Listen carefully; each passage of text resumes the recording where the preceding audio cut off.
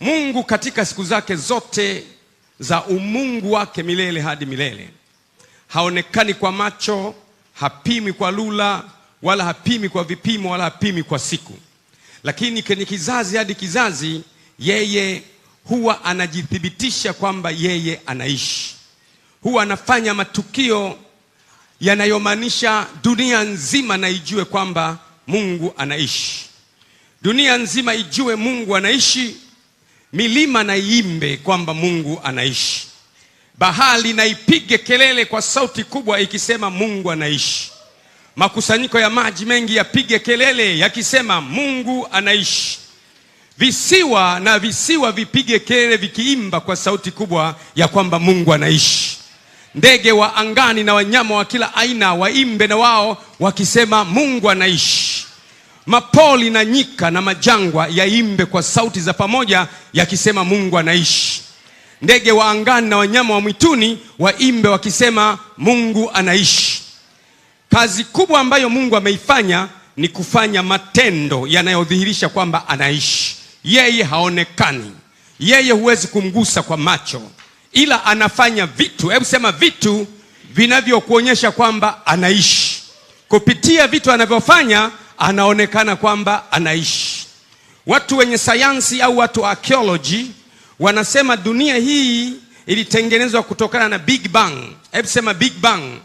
Big Bang maana yake ni mgongano ulitokea mkubwa, mlipuko, alafu vikatokea vipande vipande. Alafu sayari moja ikatokea, sayari moja hapo ikapoa yenye uhai ikaitwa dunia. Lakini ukimuuliza ni kweli dunia ilitokana na Big Bang, na lile Big Bang lilitokana na nini? Atakwambia Big Bang lilitokana na nature, asili.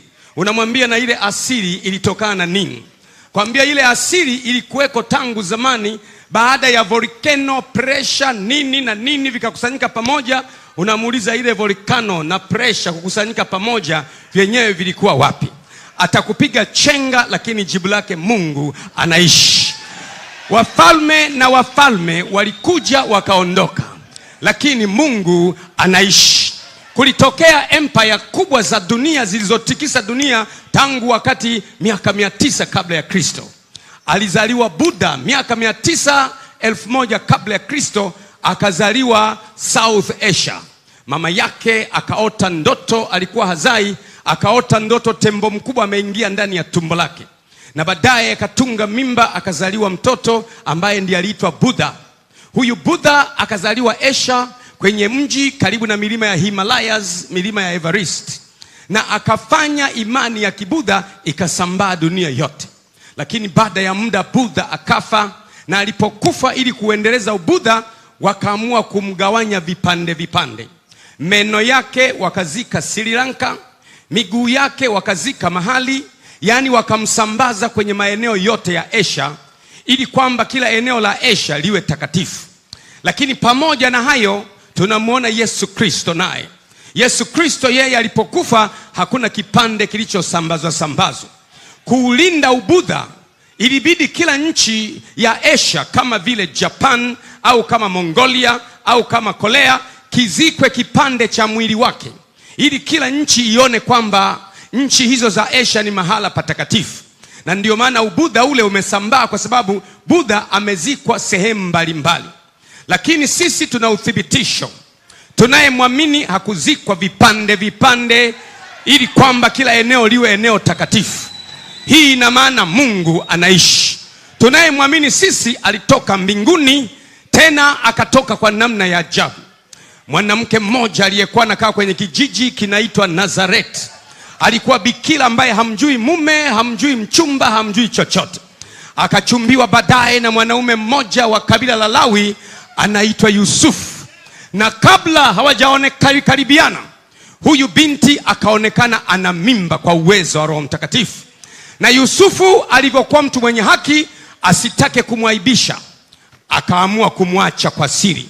Alipokuwa akitafakari mambo haya, malaika wa Bwana akamtokea katika ndoto, akamwambia Yusufu, usihofu kumchukua Mariamu mkeo, maana mimba aliyo nayo ni kwa uwezo wa Roho Mtakatifu, naye atamzaa mwana na jina lake utamwita Yesu, maana yeye ndiye atakuwa mwokozi wa watu na dhambi zao.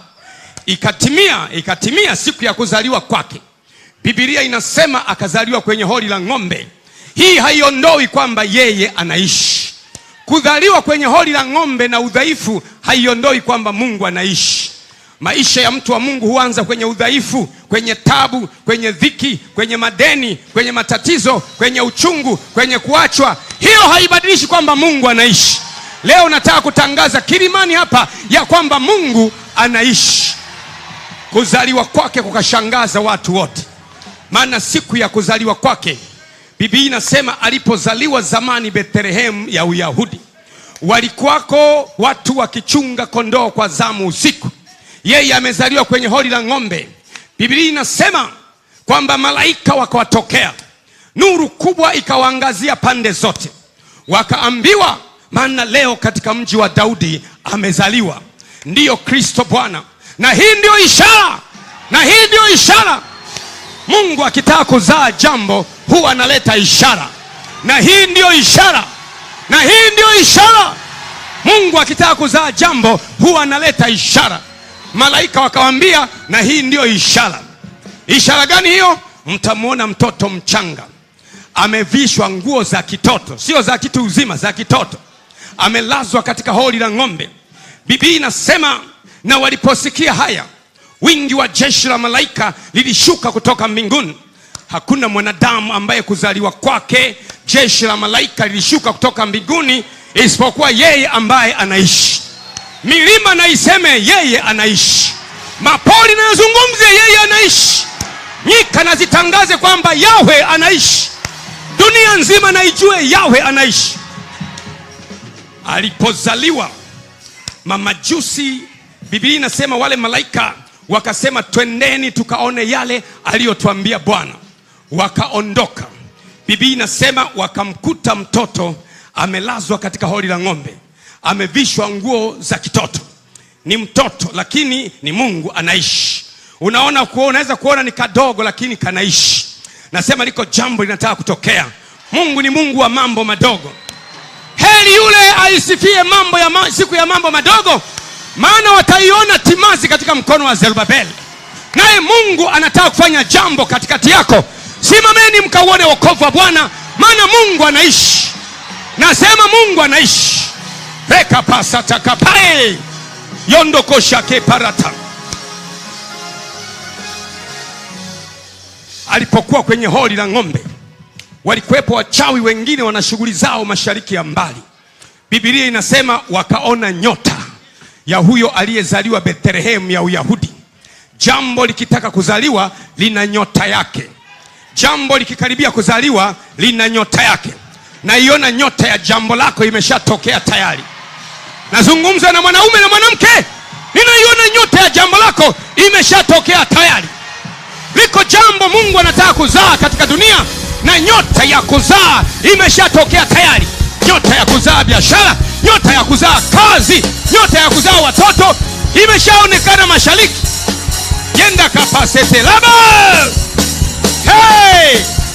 Mungu anaishi. Nyota ikatokea mashariki. Wakaifata kwenda Bethlehem. Wakafika ikuru ya mfalme Herode. Wakasema, yuko wapi aliyezaliwa mfalme wa Yahudi?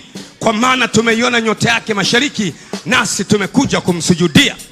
Nyota ikionekana, wa kukusujudia wanatoka mbali na mizigo yao na biashara zao na dhahabu zao na manemane yao na uvumba wao na udi wao. Ninaagiza nyota yako ionekane. Watu watoke pande za mwisho wanakutafuta wewe. Mtu aseme fire. Hii ni kuthibitisha Mungu anaishi. Tatizo, jambo linatokea mashariki ya kati. Katoto kako kwenye hori la ng'ombe, kamebebwa na mama yake. Tukio liko mashariki ya kati, ambapo kuruka na ndege kwenda mashariki ya mbali ni mwendo wa masaa 11. Ni mbali sana. Kama ungesafiri na mtumbwi au chombo cha baharini cha wakati ule, ungetumia mwaka mzima. Lakini hebu jaribu kuona, mtoto amezaliwa mashariki ya kati. Wachawi wako mbali sana, kule Korea, wako Thailand, wako Bangkok, wako Japan, wako mbali. Nyota ikaonekana kwao. Hii ni kufanya nini? Maana yake hata kama uko mbali kiasi gani, ujue Mungu anaishi. Anawakusanya wale walio mbali, anamsababisha mtu aliye mbali akuone wewe na akutafute.